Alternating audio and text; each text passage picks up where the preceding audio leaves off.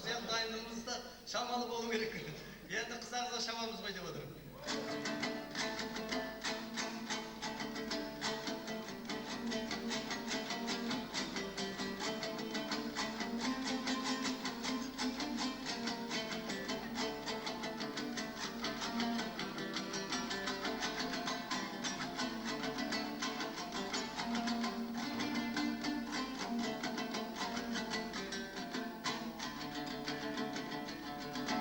Жастығым лаулап жайнаған, қазаны еңбек қайнаған.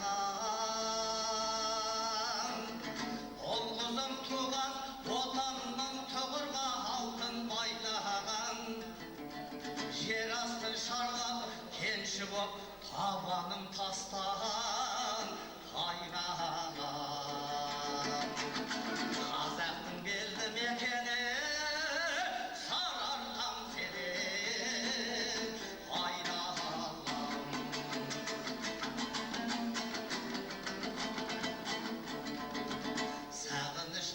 сезімді, ескі адам жастық кезімде.